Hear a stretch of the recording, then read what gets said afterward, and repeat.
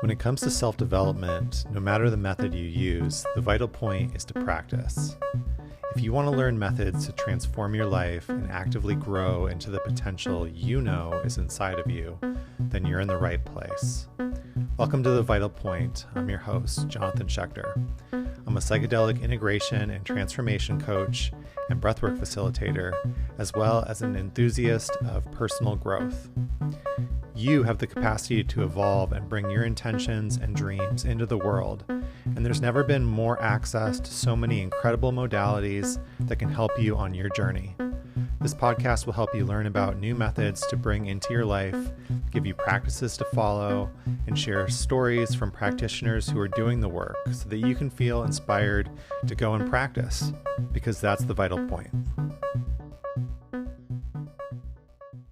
Enjoying the podcast, I'd really appreciate you leaving a review and subscribing on whatever platform you're listening to right now. This is still a new podcast, and I'm committed to growing so that more people can learn and feel inspired to go and try something that will literally change their life. Your help is really appreciated with that mission. Thank you for supporting the show. My guest on this episode is Greg Lawrence. Greg is a psychedelic integration and transformation coach, speaker, educator, and works as an integration coach for the Transpersonal Center in Los Angeles and for retreat centers around the globe. He shares the story of his own transformation about how psychedelics helped to pull his life out of a downward spiral of addiction. And then we get into a juicy topic, resistance, how the mind holds us back from achieving the things that we want, why that happens, and how to overcome it. We also talk about preparing for psychedelics and how surrender can help us get the most from our experiences. Enjoy the show. So why don't we start with how did you get into this work? How do you find yourself here? I got into this work because the work that I do with clients is basically what helped me to transform and sort of save my life. I did a lot of psychedelics in my teens through my late 20s. And unfortunately, in my late 20s, I got mixed up with hard drugs. And my life spiraled out of control very quickly. I was out of work. I remember having a car at one point and then not having a car. I can't tell you to this day what happened to that car. I don't know if I sold it, gave it away, it got stolen, what, but such is the life of an addict. I was fortunate that someone came and pulled me out of my physical environment when I was kind of hitting rock bottom. And I moved away from the physical area where I lived. I cut ties with all of the people that I knew at that time. I did all the things you were supposed to do and really just sort of cold turkey stopped using all substances except for cannabis, which I abused for about 20 years. I use cannabis. I use it intentionally. And sometimes I use it just to feel good. So I have nothing against cannabis, but I was using it in a way that wasn't helpful to me. And just about 10 years ago, I had a personal tragedy that turned my life upside down. And in the middle of very deep grief, I realized that I had a lot of childhood trauma that had never even been discussed or acknowledged, much less dealt with in any way, shape, or form. So I started seeing a therapist for all things psychological and a coach for all things spiritual. I smoked cigarettes at the time, and I told my coach I'm trying to quit smoking, and he said that he had heard about some study that said psilocybin helps with that. I thought, I know about mushrooms. I've taken mushrooms before. They feel great. I like them, et cetera, et cetera. I found some mushrooms and took them. And this gave me a real lesson about intention, because in the times I had been using psychedelics before, I explicitly was not looking inside myself. I was doing everything I could not to do that. And once I was in a period of being reflective and introspective, that's where the medicine went. So I took the mushrooms, and it was not what I was expecting. It was a lesson in everything that had happened in my life, my part in it, other people's parts. I could see the exact moment that some of my problems and trauma had begun, the sort of patterns that they'd ingrained in me and the things I was doing that wasn't good for me, that were basically making me unhappy. And when I got done, I thought, well, now I've seen that, so all of that's going to change. And it only took about 2 or 3 weeks before everything was the same again. I couldn't understand why. So I tried it again a couple of times, and the same thing would happen. I would have epiphanies and insights and make these new connections I'd never made before. But in the aftermath, my life went back to normal. So out of frustration, I started looking around and I discovered the concept of psychedelic integration, which I had never heard of. I'd been living a suburban life for 25 years. The psychedelic renaissance, the beginning of it passed me by. It was only 10 years ago I started looking into all these things. And I attended an integration circle. I talked to people. I found out about this concept of psychedelic integration. And I sort of started forming my own method or approach of integration that worked for me. And only when I did that and applied the lessons of the journey and started making some somewhat difficult and uncomfortable changes in my life, purposely did change start to happen. So, I hung around in that community. I started leading integration circles. I've been doing that for over 5 years. And I think I got certified 4 years ago. I started practicing about 3.5. In the last 2 years, this has been my full-time job. But this work is what helped pull me out of the funk that I was in for a couple of decades and get me to a place where life is worth living and actually things couldn't be better for me right now. So this is a passion for me, not just a job. Yeah, thank you for sharing that. And a couple of things that came to mind. First of all, like, I feel like you're in the right place here on this podcast because, this is the 40th episode that I've recorded, and I've had guests across this wide spectrum of different transformational practices. But one thing that I hear as a common thread throughout everybody's story is how they had an experience that changed their life in some way. And that experience really spurred them, inspired them to pay it forward and turn to this path of service. It wasn't enough that, like, hey, I made it out. It's like, I've got to help somebody else with it. And so I really am, each time I hear that, I'm just struck by just this wonderful piece of humanity and sort of how this whole healing journey works. So I really love that, first of all. And then was also struck by, in terms of your story, one of the things that I heard was these different layers. You were able to get yourself out of drug addiction and kind of get to, it sounded like a place of, sort of normal stasis, like where you weren't getting pulled back into, hard drugs, but Yeah. You were sort of status quo. I was asleep. And right, exactly. And Yeah. and then the working with plant medicine and mushrooms helped you to start to go down into another layer and get a little bit deeper. And I'm really fascinated by that. I think some people feel like evolution or our lives are sort of this linear path. And it seems like a lot of the time, especially when we're working with plant medicines, it's more like a spiral. We kind of can we sort of come back to certain places, but we're able to go a little bit deeper, see it from a different sort of dimension and work with it in a different way. Yeah, I don't think you're ever done. There's always more. And yes, I like the idea of a spiral. It's also sort of like a spectrum. Like, I'm just learning how to be on this end of the spectrum more than this end. I'm always going to get pulled back once in a while. I'm always going to fall asleep a little bit. I'm going to be unconscious. I'm going to repeat some patterns to a lesser extent. And I'm not as deep in them. And I don't believe that it's real. There was a time when I thought that everything that happened to me was just that. It was something that happened to me. I had problems and people did things and things happened to me. I didn't see my part in it. I didn't see this mechanism in my brain where I went after those things, that, after you have traumatic events in your life, that you go and you search out people who are going to trigger you and make those things come up and keep hitting you in the head until you either give up, resign yourself to a life that sucks and where things are bad, or you get so frustrated you decide you have to do something about it. And that's something I see in just about every client. They sort of hit a place where it's like, I need to do something now. I can't be in this any longer. Yeah, I can really relate to that. And so I think that's a good segue into, like, I've heard you on different podcasts talking about resistance, and that's something that comes up for me in my work and with my clients as well.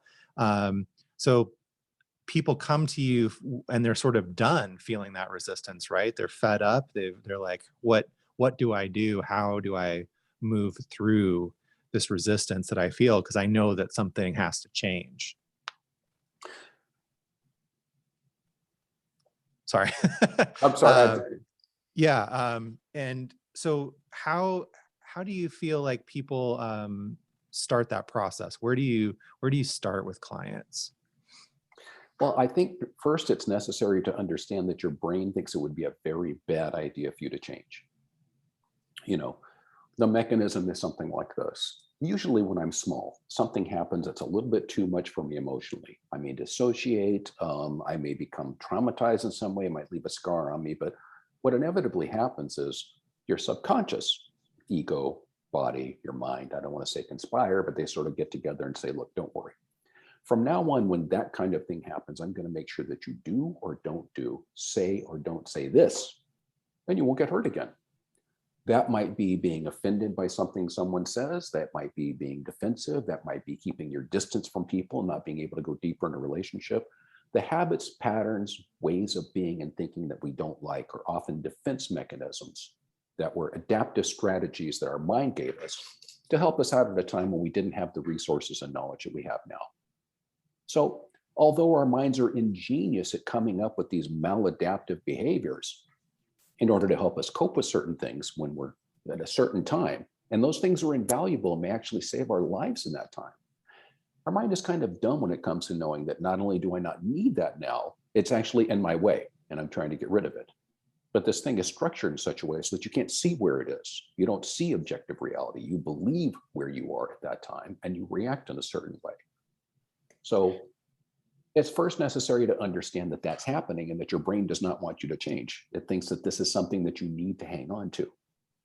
Now, in the psychedelic experience, that change is about to come up and you can feel yourself lowering your defenses. And when that happens, the ego gets way up and starts waving you away. And it's basically fear that comes up. And it's a strange thing about fear. You know, we can analyze and evaluate and talk to people and think things over and finally decide that this is absolutely the course of action that I need to take. This is the thing that's going to help me. But when it comes time to do that, an emotion comes up, often fear. And it feels like there's new information in that emotion, but there's not. It's just a jarring feeling in your body that for some reason makes you think, maybe it's not a good time for this. You know, I can do this later. You know, I'm not sure if this is going to work. I don't know if that person knew what they were talking about. There's all kinds of things your brain will tell you about why this is a good idea. But when fear comes up, all kinds of things happen. And in the psychedelic experience, it starts waving you away from this area, thinking this is where you were that time. It doesn't want you to re-experience this event because it's come up with a defense for it, specifically to keep you away from it. So it helps for people to know that. It helps for people to know that there are really no mistakes in the psychedelic experience, that there are misinterpretations, but nothing happens that's wrong that shouldn't happen. And that everything that happens is for your healing. And that you're sort of a co-author in this experience. The substance may be the chef, but the pantry is you and your life experience. So there's a certain amount of this experience that you've sort of agreed to, gone into. We're not aware of it, just like we're not aware of the fact that we beat our heart and move our lungs and circulate our blood and all these things. But somewhere we've agreed that this is a thing that we want to do. Now, it may tip over a little bit too far for us at the time. It may be frightening. But everything that happens in that experience happens for your healing. Yeah, it's almost like the body is running old programming. You know, body always runs old programming. You know, we're all cut off from our bodies. Right, and unfortunately, a lot of those programs, unless we're actively trying to sort of upgrade our software, so to speak, are from a time that we didn't quite have the adult faculties that we have now. And so it's almost like, you know, if you don't upgrade your phone for a few, you know, months or, you know, a couple of years, few programs start working, you know, wonky. They might start glitching or, you know, things stop working. And now, you know, the body is just sort of like a really complex version of that. Yeah. So we've got to work to upgrade those programs and upgrade our software. And you know, psychedelic work is such a powerful way to get in there and really start to get under the hood and get in and do some of that upgrades. Well, and this is where integration comes in, because psychedelic work will help show us where those programs are, just as I saw what my programming was, what my patterns were. But the problem is that those programs are in muscle memory now. They kick in automatically. So the first time you tried to drive a car, it seemed like an impossible task. How am I going to step on the gas and the brake and steer and look at the other cars and check the mirrors? It's just, I don't know how to do this. And it's very difficult when you first start off. And now you don't think about it. You get into your car, you don't even know that you put the seatbelt on. And 2 hours later, you arrive and think, I don't remember driving at all. I've been in my head or talking to this other person the whole time. Because after you do something a number of times the same way, opening a door, putting on a seatbelt, driving a car, tamping down certain emotions, your brain steps in and says, I've got it. This is a repetitive thing and you do it the same way every time. I'll do that from now on. You communicate and create and do all those things and I'll take over and I'll do this task. So if you're driving and you try to concentrate on exactly how much pressure you're putting on the accelerator, it'll probably be a minute or 3 before your mind drifts off and you can't concentrate on it anymore because your subconscious is doing that task for you. So in order to change that, it's sometimes necessary to get that other behavior in there, and you have to do it repetitively. It's going to be uncomfortable because energy wants to go where energy's always gone, and habits are inside of us, and the body wants to do it this way. And if you change it, it's going to be uncomfortable. We think in our minds, I don't like this. What we don't realize is there's a lot of discomfort in our body when we're trying to make this change. All we know is I don't like this. And again, the brain steps in and says things like, we'll do this tomorrow, next week. It's not a good time. I don't know. It doesn't fit in with this thing. All the reasons that people come up with for not doing things, including me, by the way, because your body doesn't want you to. It's used to doing things this way. It thinks that you need to. Yeah, I like that you've brought up that it's just habit. It doesn't, the body isn't really differentiating between good and bad. It's just what the body knows. Yeah. And I love that analogy of the car. I've actually used it myself. Because you're right. We drive so unconsciously. We do so many things within the car without really thinking because of how many times we've done them before. Yeah, you never think about how you're going to open a door. There's going to be a lever or a bar or a knob or a sensor or something. You'll look for one of those, but then you just do it. Nobody remembers like, oh, there's a knob. I need to grab that and turn it and then push. It just happens. Yeah. And I think you touched on something that's like a really deep sort of truth that we come to in this work, which is that all these things that in the beginning we may be trying to get away from, like I don't like this about myself, I need to change it, and I'm going to change it with psychedelics or with breath work or however we're modifying our behavior. Those parts of us are there as defense mechanisms. They're trying to keep us safe. So I think that it's sort of a normal process of the first step is I want to get away from this habit or this pattern. But then we get to a place where we actually have some grace for ourselves and we can see, oh, wow, this thing was doing its best to try to keep me safe. That's why I have this habit. And when we kind of get to that place, it creates this space where okay, well, thank you. You're no longer needed in the same way, but I'm not, it's not this dualistic, I have to get away from it, black and white sort of thinking. And, to me, that's a very advanced concept. So yeah. If you break your arm, you don't start cursing your arm and wishing it was gone. It has a problem, but this ties in with what you were saying about resistance. Often people will have an experience and they'll have something like, I thought I was going to go to a certain place and I just came upon this giant wall and it blocked me and I couldn't go anywhere, and they don't like this wall and they want to get rid of the wall. And sometimes you can explain to them that wall is one of the most beautiful things you ever saw in the world. It's the thing that saved you at one time. It's kept you safe. It's a part of you. Yeah. You built it and it's working exactly the way it was supposed to work. So have some love for that wall. Stand in awe of that wonder that you built yourself, that thing that protected you at a time when you needed it so badly. That doesn't mean that you can't go past the wall or around the wall or over the wall, but it's not your enemy. It's actually the thing that's been taking care of you for a long time. Yeah. And having some patience and, understanding for yourself that as you build these new habits and patterns, it's going to take time. You're not going to be able to get over a lifetime of a program or a habit running in one ceremony or, one integration session. Similar, I like your analogy of driving the car. So like, yes, I know how to drive this car. I'm very comfortable with it.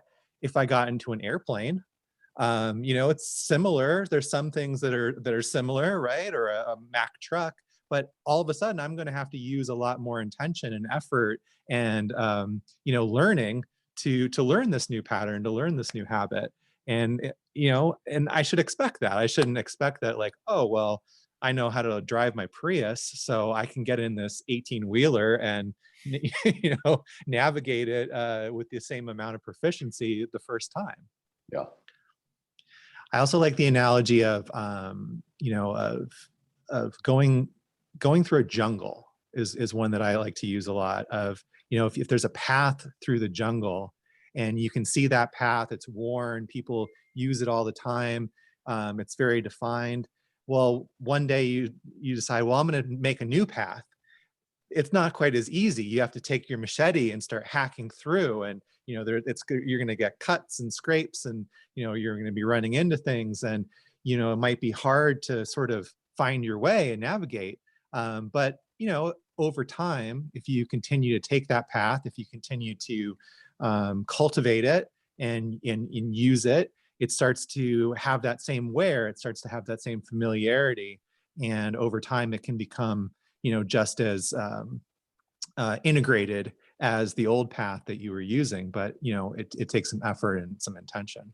Yeah, and I like that analogy because when you cut a new path through, there's still going to be times when you're walking through and it's not quite cleared yet, and you still get a scrape or a scratch here and there, and after a while, you keep going, and at least you have the chance to use that other path now, and you have choice, which is very much what this work is about to me. There are times when it seems like we don't have choices. We just do this. And if we can carve a groove over here, then at least sometimes we'll do this. So we're not stuck and we have some choice in that. Yeah. And I love it because like that's what science is telling us is actually happening when we're, when we're practicing. We're actually being able to create new neural pathways in the brain and sort of see perspective and see choices that really just didn't exist to us before, because there literally was no neural connection. So we're able to create more opportunity to evolve and to see these different perspectives. Yeah, and I think that there's some misunderstanding about the whole concept of neural pathways. I think people think that when they take psychedelics, it rewires their brain. And there's, some truth to that. But as far as forming new neural pathways, I, as a right-handed person, if I want a new neural pathway, have to put this pen in my left hand and start writing. That's the new neural pathway. The new response, reaction, action you take is the neural pathway. So this is where integration comes in. One of the most important parts of integration is seeing when I'm doing something that I used to do, when this is the way that things usually play out for me, and choosing to respond or react differently. That's a new neural pathway. It's a very important part of integration. Seeing that this is what I used to do, and now choosing to do something differently, because I need to stop and evaluate the things I've been doing and really question myself to see whether or not I'm doing them because they make sense in the moment, because I've always done it, because mainstream culture tells me that's the way to do things, because that's the way my parents did things. There are a lot of reasons we take actions and never question them. So in the aftermath of a psychedelic experience, we often ask those difficult questions. Why am I doing this? What has it gotten for me? Has it helped me in the past? Because sometimes these things have helped us, but they've helped us a little bit. And they've been harmful much more. But our brain wants to see the times that it's helped us. Our brain can be very selective about things. It loves to tell you all the times that you were wrong. If you decide that you're going to be financially responsible, in NLP, we learned there are images attached to things. So when I think about myself being financially responsible, somewhere in my brain, there's one picture for that. And that's my reference point every time I think about it. But if it's not something I'm used to, my brain has a million pictures that tells me about the times when I wasn't financially responsible. So our brains can be very selective when it comes to evaluating ourselves. I can't tell you how many clients feel like they are the only person in the world who feels a particular way, as though there are 6,999,999,999 people different than them, that they would be much more compassionate with someone else in their situation than they are with themselves. So our brains are very selective in the way they present information to us. Yeah, I can certainly relate to that. So you mentioned NLP. I'm assuming that's one of the methods, modalities that you use when you're working with clients. What other modalities or what other practices do you work with people? I draw on neurolinguistic programming, and that's mostly about getting to states. It's not dissimilar from something like the work of Joe Dispenza, except it's been around since the 70s. There are aspects of cognitive behavioral therapy that I use, but it's not, a lot of people say, well, I went to a CBT specialist and, they had me do this piece of paper and do this checklist. There are a lot of exercises and things you can do from CBT. That's not really the point to me. There are tools in there you can use with people. Use mindfulness, somatic awareness is a big thing for me. And a lot of different personal and spiritual development philosophies and disciplines that I've seen over the years, and quite a few tools I've developed myself that I use myself and with my clients. Yeah. Would you be open to talking about maybe one of them? I'm always curious to learn new methods and hear about new strategies. Well, sometimes we craft questions for people to ponder in a certain way. Like when we talked about, say something like, what has being, in the context of your relationship, what has being right gotten for you? And it's gotten something for you. It's worked somewhere, and that's what your brain's hooked on. But there are two things to this. One is that we answer it not out of intellectual curiosity, but as a question that needs to be answered. Like, I need to find an answer to this. It's on a test, and I need to supply an answer for it. Not just it's something I'm going to ponder every once in a while. So we have a daily practice of reviewing this question, really thinking about what it's done for me in the context of relationship. How important is being right for you? So we answer it as a question that needs to be answered, and we also answer it with the appropriate information. For instance, here are the times when being right helped me in my relationship. You need to know that, and not just say, well, being right's not good in a relationship, because obviously there's a reason your brain wants to do it. There are many reasons, but we investigate things like that. We compare people to other people. Let's turn our attention to someone else who is in the same situation as you. How would you feel about them? We get to who you are and why are you responding in this way. I'm very big on reactivity and having people examine how they're feeling in a moment when they react a certain way. So someone may start talking about a subject that they don't like. So for instance, I'm not crazy about when people just have self-serving discussions about politics. Oh, the Democrats don't know what they're doing, and the right's leading this country down the wrong path. And when it's just the same conversation over and over, I'm not really crazy about that conversation. I can remember the first time that I thought, oh, I don't like this, when someone started talking about it, and then checked in. Wait a minute, what's going on in my body? Oh my God, I am so uncomfortable in my body right now. And that's what's happening to us constantly. That's why embodiment is a big part of this work, because there is no time when you are disturbed when there is not discomfort in your body, but most of the time you are not aware of it. One of these mechanisms of keeping trauma trapped in us is that when we get upset, the brain cuts us off from the neck down so we don't feel this, and starts the hamster wheel moving, trying to figure out how to solve the problem that's going on. And sometimes we need to look at whether or not our reaction is out of proportion to the situation at hand. And we often realize it is, but we don't think about it any further. Well, why is that? It's because that's not really why you're reacting so strongly. Something back here is. And it's not really necessary to know who, what, why, where, when, and how. There's a certain point where that becomes irrelevant. I like looking at my past and figuring out why I have certain patterns, but it's not going to do me any good to keep going back to that over and over again. What's left of that is the manifestation of that trauma. And that could be trauma with a small t or capital T, but it is the reaction or action I'm taking now based on that trauma. The reaction that I have that is much more amplified than it should be for this particular situation. Something that I used to be a very angry person. So something that might warrant some annoyance on my part would have me royally pissed. Way out of proportion to the situation at hand. I had to think about why that was, because that wasn't the problem. The emotion was trying to get out of me. Unfortunately, when the emotion comes up and you're pointing it in the wrong direction, it doesn't resolve. You can't experience it because that's not really the problem. That's not what it's angry about. It's glad to come up over and over again, but it won't resolve when it's pointed in the right direction. It reminds me of a Buddhist parable, and I'm just going to, paraphrase because I'm not like a any sort of learned in that direction, but there was a student that, came to the Buddha and was asking him all these different questions about where does my suffering come from, and asking a lot of why and what, and sort of inquisitive questions. And the Buddha said something about like, well, if somebody shot you with an arrow and you had an arrow in your arm, would you look at the arrow and go, gee, I wonder where the wood for this arrow came from, and where did the person that shot me grew up, and I wonder what his family life is like, and does he have a wife? And would you be asking all these questions, or would you be concerned about pulling the arrow out of you as quickly as possible? Yep.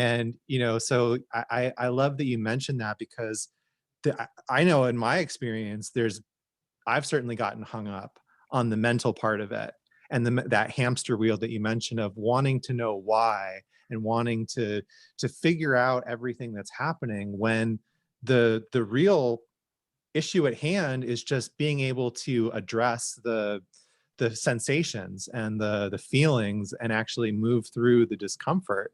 And the who, what, when, why, and where has nothing to do with that. It's just more important to be able to work with that feeling, and be able to have an antidote to move through it. Yeah, And, the brain wants to measure things all the time. That's what it does. It measures. I mean, it really yeah, can't judge. It can't make decisions. It can measure. And then we add to that. But it wants to see, is that more or less? Does that hurt? Does it feel good? It wants to get involved and wants to solve things. And this brain that's gotten us to where we are, this process of thought that's gotten us where we are, is constantly convincing us that it can get us out of that. right. It's hard to think your way out of problems of the mind. Yeah, and I'm so grateful that you're working, to help people connect with the body and with the somatic, because like you mentioned, we tend to think that our problems are solvable from the mind, when really a lot of the time the mind has nothing to do with it. It's the resistance or that discomfort is happening in the body, and we've got to address it from there. We can't think our way out of it, like you mentioned. Yeah, we think that we're feeling emotions in our brain, but that's not possible. Right. The brain is where we think about that, but every emotion you feel is a sensation or a combination of sensations in your body. That's where the feeling is. Then a thought gets mixed up in it and it becomes an emotion. But we think that we're feeling it up here because that's where all the action's happening for us. That's where we're analyzing, and that's what's telling us how we feel. We have certain sensations, then your brain says, oh, you're angry, you're sad, you're disappointed, whatever it might be, judging by where things are tensing up or moving in our bodies. Also love, we've been talking a lot about like sort of the inherent programming of the brain, and how when we're sort of unconscious to it, the brain and these past memories and sort of programs that it's stored can be running things, and how doing integration work, working with psychedelics, working with these different transformational practices, we can start to kind of wake up and be able to use things like NLP and these different modalities that you're talking about to go beyond, in if you will, like sort of the default programming that is existing in the brain, and start to actually use those what's the word I want to use, like natural tendencies that we all have, for good and for a more positive purpose. Like instead of having it, it's almost like putting a horse to work. Like you could have a horse in a pasture and it's just running around and being a horse and eating grass and doing whatever it wants. Or you could work with that horse and sort of befriend it and put it to work. You could plow your field. It could take you from here to there. There's different things that you could do with it if you're conscious of that relationship and how to work with it. Yeah, and one of the reasons that mindfulness is so important in this work is that subconscious programming almost automatically kicks in when we are not conscious, when we're not paying Yeah. attention to what's going on. We're not actually perceiving what's happening with us. And that happens when we get lost in thought. Yeah. So not being present leads to the subconscious programming kicking in. So when I talk to people about this, sometimes they say, well, I don't know what my programming is. Well, watch your behaviors. Watch the things you do that you don't want to do and the things that you don't want to do that you want to do. That's your programming. Yeah, I also think mindfulness is such a fundamental skill to have for navigating the, the psychedelic space as well. Yeah, Because absolutely. that ability to have a little bit more concentration when the I don't know about anybody else. I know my experiences in the psychedelic space, whatever thing is happening in my mind is usually amplified quite a bit. It gets a lot more noisy. There's a lot more distractions. There's a lot of shiny objects that I could start to pay attention to instead of staying with my breath, instead of keeping that observer mind. And the ability to concentrate a little bit more, to have some equanimity for what's coming up in my experience, rather than following every squirrel that pops up in my field of reality, so to speak, is something that's so valuable. So you Yeah, really being able to stay present and understand, so that later on when I'm doing the integration work, I can have more of a grounded approach, and like, okay, this is what came up, this is what I should kind of maybe explore a little bit more. I would only modify that in one way, and that is that I don't think it's necessary to understand what's happening in experience. Hmm. That's sort of the brain getting involved. And there is a school of thought that says that right now, if you don't pay attention to the words I'm saying and try to figure them out as I go along, it gets into your brain even better because there's not a layer in between. One of the things that we do as humans, when our brain starts talking, let's say I see a tree. I can take in the tree in complete and full detail with my eyes without a word said.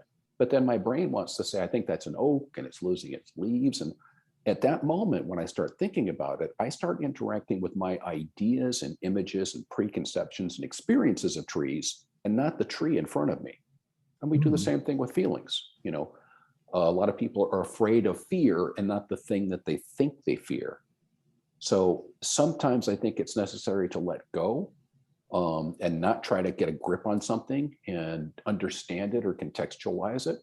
We're especially with smart people, we like to do that, and it's going to happen. But I think that we need to practice as much as possible seeing things without letting words get involved too much. Hmm. And when it comes to resistance, I mean, this is in that same vein that you were talking about earlier. I think one of the things also people need to learn, and I'll say first that there's nothing in a psychedelic experience that's there to teach you about the psychedelic experience itself. It's there. Those are all life lessons. Everything that you learn in a psychedelic experience can be applied to life. That's what it's for. It's sort of a classroom.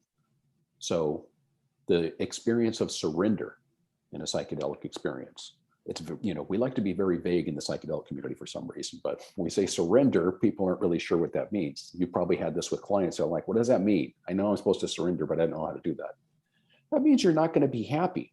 You might be scared, you might be sad, you might be in grief, it could be a lot of things, but you have to let go. You just have to let go and be that. You can't fight it. You have to go where it's telling you to go. I don't want to say you have to because we're always a choice.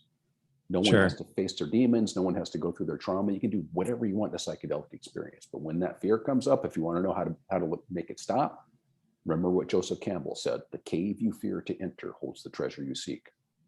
Those barriers you find in the psychedelic experience are things that were put up a long time ago to keep you out of a certain area because it seemed dangerous. It's not. It's okay. You can die, you can fall off the cliff, you can go crazy, you can do all of those things. When people have this experience saying, I spent hours trying not to fall off a cliff. Well, you can actually fall off the cliff and you'll be okay. That's just a block that's in your way. So surrender is the experience of just being with what is, and no matter what it is, no matter how bad you think it is. And what you were talking about before, sort of choiceless awareness Hmm. of having equanimity for what's happening, not judging it and not choosing, just seeing this is what's happening right now without trying to classify it as what I want or don't need or don't, good, bad, just let it happen is one of the Yeah. best things you can do during a psychedelic experience. Yeah, that surrender is so important. The way I like to explain it is, just throw out that definition that you already have of giving up, and you could say giving in, or being open to, just like you said, the full spectrum of what can happen. Just being with whatever happens, not labeling it as good or bad, but giving myself permission to actually experience it. even if it is scary, even if it is, if it brings up grief, if it brings up fear, if it brings up the things that I usually try to minimize in my life, Yeah, because they're there. Yeah, they're there for a reason. Yeah, psychedelics don't make us feel anything that we're not already feeling. Hmm. It's only amplifying what's happening in us already. So people might say, well, I took mushrooms, they made me really scared. Well, you're scared somewhere. There's something inside of you that's frightening you that you're running from. And it's amplifying that to show you. Yeah. What you were just saying, it reminds me of something that, that's happened to me. This is a few years ago, but there was an ayahuasca ceremony. I was very deep in the medicine, and these beings came to me and started explaining to me that I was from some other galaxy or some other star. And at one point, they said, we want to take you there. We want to show you where you're from. And at that point in time, I got really, really scared, because I was already super, super deep in what was happening. And it was an interesting night, because I had a mala with me, and I never brought this mala to ceremony ever before. And for some reason I had grabbed it, that afternoon.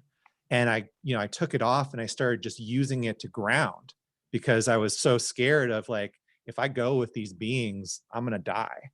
And I've often thought, and I've done work around, gee, I really wish I hadn't been so scared in that moment, because I don't know what would have happened. I don't think I would have died. But in that moment, like, I refused to surrender. I just was like, nope, I got to ground. I got to stay here. There's something about this isn't safe to me. And so yeah, it's one of those things where sometimes I think about it. I'm like, wow, I really, really wish I would have been able to just surrender and been open to that experience, because how often does that happen? Well, I mean, I always tell clients that, here's a way that you can approach this experience. Here's a way that might help you get more, in preparation. But I'll have to tell you that whatever you do is what's supposed to happen. And you can't do this wrong. There's no such thing as a mistake in this experience. And whatever happens in that moment. So I thoroughly believe that, that experience was not for you in that moment. For some reason, it would have detracted from something else. You weren't ready for it. There was something about it you didn't like. I think there's a reason you didn't do that. Yeah. But, brain wants to measure, ego wants to criticize. So we're always second guessing ourselves. Yeah, definitely. What else did I have on my list here? Yeah. So how do you think that people should kind of approach that preparation? Because I think that's something we've kind of danced around in this conversation. I know we were talking a little bit about it before we hit record. Is that the preparation is just as important, and the integration work is just as important as the actual medicine work itself.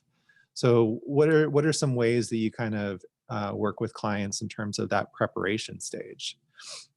Well, when I work with clients, sometimes we go through, what they've been through in life, and how that's manifesting in their lives. Now, we do that for a couple of reasons, because it might till the grounds what comes up in a journey, and also because sometimes, you can spend years in therapy on, 5 or 6 really valid issues and never get to this big one underneath.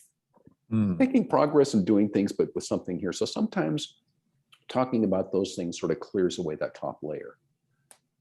But really after that, we talk about, we spend a lot of time on intention, because intention is important until the time that you start your journey, at which point you should let your intention go entirely. Right. And this is something we cover as well, that you don't need to do anything during the experience. You don't need to try to direct it or control it, because if you knew what to do, you wouldn't have to come to these substances. You might think that you need to water the tree. You're going to find out that you need to cut off 2 branches or it's going to die. You think you know how to get from here to there, and then you turn on the GPS and says, no, sorry, you have to go over here and here and here, and then turn left and go right, and make a U-turn and come back over here. So we don't know what it is we need. And if you go in thinking, I'm going to fix this issue with my dad, you might find out that the issue with your dad is secondary, or you might find out that there are a couple of other things you might have to do in order to fix that. I had a client who really wanted to work on his relationship with his dad because it was strained. And after talking a bit, it turned out that, he had not been working for a while. He was taking money from his dad, and it caused a lot of shame in him. But outside of that, there wasn't really a problem. So, once he got his feet on the ground and stopped having that dependency, his relationship around his dad kind of changed on its own without the medicine intervening. But, he would have gone to this experience thinking, I need to fix this thing that's not really broken. And you know as well as I do, the amount of times that people come out of an experience and say, I had no idea that was bothering me. I didn't know that I liked this, didn't like this, that was bothering me, this was an issue for me. This just came out of left field. I had no idea this was something that I was even thinking about. So it's important not to try to direct or control the experience or have like a checklist that you're going through or make sure that you're in line with your intention or anything like that. It's important just to be open to whatever the medicine is bringing you, that you don't have to try to figure it out in the moment, because that's just your brain wanting to figure things out. And besides that, a lot of things might come up that are nonverbal, pre-verbal, non-cognitive, precognitive. There is, I think it was Alan Watts one time said something, he was talking about the cells in your body. And if you've ever seen that image of a human cell, we've got trillions of those in our bodies, and there are hundreds of little beings in that one thing. We've got trillions of them. We somehow control those things. We operate our heart and our lungs and our circulation and all these other things somewhere up here in our brain. It's coming from here. I don't know what that language is, but I speak the language of my cells somehow. There are things that happen with me spiritually and physically that I can't understand with words, thoughts, or reason. And if we're going to spiritual, that is before words, thoughts, reasons, concepts, perceptions. There is a layer there that has nothing to do with any of those things. So when we start trying to apply human reason and logic and understanding, sometimes we narrow that experience and we cut something out. So sometimes you're just there being open to whatever it brings you. And again, remember that there are no mistakes in this experience, that everything that happens is for your healing, and that you can just let go at any time. Probably the best thing you can do is just to be aware that right now I am tensed up and uncomfortable. What's going to happen if I let go a little bit? How much can I let go? Yeah.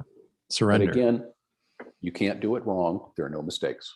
Whatever happens in this experience is exactly what was supposed to happen. And I think that's one of those lessons that sometimes can come up, especially if we're really focused on feeling like something was a mistake or something did happen wrong. We can kind of get to that place, just like we were talking about the body's defense mechanisms, and coming to a realization through our work that like, oh wow, that there was a reason for that. It was keeping me safe from something. The things that in the short term might seem like a mistake or something went wrong, when you can pull the lens back a little bit further, you can go, aha, wow, this actually led me exactly to where I'm supposed to be, or it led me down this path that took me someplace else that I had no idea about, but it's exactly where I was supposed to be. And so I love that. That's something you can apply to, I apply that to my past. I don't want to repeat it. I don't wish it on anyone else. But had the things that happened to me not happened to me, I might not be sitting here talking to you, and I'm glad that I am. Right. Everything that's happened in your life, no matter how minuscule, and not just your life, but the lives of your parents, your grandparents, so many other, people and beings that we're all interconnected with, have led us right here to this moment, having this conversation. And what a beautiful thing that is to sort of to see and to be aware of, All part of a grand design of some kind. And as you were talking, I was thinking about just the balance. Like, we're talking about sort of some of these concepts within the lens of doing psychedelic work and integrating those experiences. But like, I was thinking about that in the larger context of my life, about how there's certain seasons of my life where I've had really strong intentions and really strong goals and really strong aspirations of, this is the path and this is what I'm going to do. And then there's been other times where I've literally had to just completely surrender and just say, this is where I'm going. This is where the river of life is taking me, and I'm not going to try to swim against the current. I'm not going to try to exhaust myself with my idea of where I should go and what I should be doing. I just have to surrender and be with it and trust that, I'm going to end up exactly where I'm supposed to. There is a school of thought that says that I can just watch what's happening. And that, the analogy I've used before is that sometimes I think that the way that my ego and my brain constantly describe my experience and, give their opinions about what I should be doing, is kind of like me talking to the character on a movie screen, go that way, turn left, eat that thing, talk to that guy, and everything's cool as long as he's cooperating. But as soon as I say turn left and he goes right, I'm like, hey, what's going on? That's not where you were supposed to go. Well, every day we do things we don't want to do, and we don't do things we want to do. So is the fact that I'm thinking I want to do this, and this is the coincidence that I was going to do that anyway, and my brain's just chattering? Because when I wanted to do this, it didn't happen. So it's possible that if I weren't thinking about this all the time, I'm going to take a drink of water. But my brain wants to say, I want a drink of water. I know, I'm thirsty. When you're outside and it's cold, your brain says it's cold. No, I know, I feel cold. Brain always wants to be narrating and talking about what's going on and telling us what to do. And I don't know how useful that is much of the time. That's one of those questions that we don't think about because, of course, you're supposed to be thinking about what you do and thinking about what your next action is. But I actually don't know how useful that is. I think it's possible in many cases to just surrender into your life, to step out of the way. I have a client who used the judo metaphor. It feels like things are coming at me. I'm just stepping out of the way and letting them go by like they were going to. I don't have to resist them. I don't have to push them. They're just doing what they're doing. I'm doing what I'm doing. That's a really interesting thought, because I've often thought and talked to different people about how from a certain context, especially with certain medicines, one could view the psychedelic experience as sort of like the bardo, like an opportunity to experience fully surrendering, fully letting go in the way that we have to when we die. And, like the sort of the epiphanies that we have on our deathbed of like, wow, like worrying about that thing didn't matter. And I really just have to fully let go now that here I am dying. And, that the opportunity to practice that, to cultivate it in some way is really valuable. Yeah, absolutely. Yeah. It seems like it's not that difficult a thing to do when you're spiritual, but Tibetan Buddhists can spend their entire lives preparing to die, and they still need assistance when it happens sometimes. Right. Absolutely. So I think that brings me into sort of wrapping this up. I've been practicing Tibetan Buddhism for a long time, and that's sort of how I came to call the podcast The Vital Point. It's from a Dzogchen teaching that sums up the entire view of reality, of ultimate reality, into these 3 lines.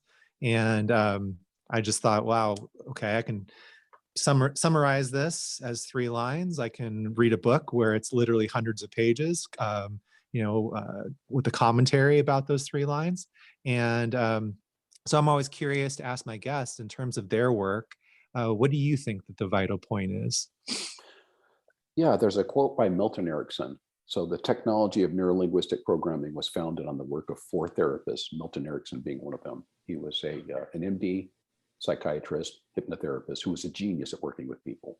He could often work with people in one session and clear up something they've been working on for years. But he said something that is the backbone of my work. He said, change will lead to insight far more often than insight will lead to change. So this gets exactly to the point that we had about, walking into uncomfortable territory and letting your body know that we're going to be doing something different, because we've all read books and attended workshops and seminars and talks, and then decided that's a really cool thing. As soon as I feel like doing that, I'm going to do it. And somehow you don't. The trick is that you have to start doing it. And when you start doing it, it's going to be uncomfortable because it's not what you did before. But the more you do it, the more it will make sense, and the more insight you'll have about the thing that you were doing before that wasn't working for you. I've seen that happen time and time again with myself and with clients. That whole mechanism we talked about of having blinders to make me react in a certain way, cuts off objective reality. So I have no way of knowing anything about that state because I have been, in a sense, hypnotized to believe that something is real when it's not what's really happening. Once those blinders are off, then I can look back and see, now I get what's going on with that. I can see why I had that reaction. I can see how that was not serving me. But that requires me to make some change first and not just try to think my way into change. I love that. What a great vital point. And I'm going to think about that a little bit myself. There's so many thoughts coming up in terms of, I was thinking about my bookshelf. You know, you can have all the books on the shelf. If you don't read them, how are you going to get anything out of it? Well, I'm afraid I'm guilty of that too. I have the pile of books I'm trying to make my way through. There's not enough time in the day. Yeah, absolutely. Well, Greg, thank you so much for taking the time to share your wisdom and experience with us. I really, really appreciate it. Really have enjoyed the talk. If people want to get to know you a little bit better or work with you, where should they go? My website, psychedelicintegrationspecialist.com. And I'm Greg at Psychedelic Integration Specialist. I'm a Psychedelic Integration Specialist on Facebook, and on Instagram, I think I'm Psychedelic Integration. Awesome. And you can always find me on Facebook, Greg Lawrence, too. Yeah, and if you're in the LA area, you're pretty active there within the integration community. I've been working with the LA psychedelic community for 5 years now. Awesome. We'll make sure to put those links on the show page as well for people to access and look you up. Great, I appreciate that. Yeah, thank you so much for your time today and for the conversation. Thanks, Jonathan. Thoroughly enjoyed it. Awesome. Let's.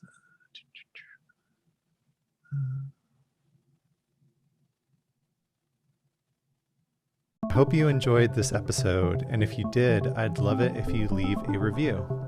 Follow me on Instagram at Blue Magic Alchemy if you'd like to learn more about transformation, integration, and how to connect through coaching, breathwork, and meditation.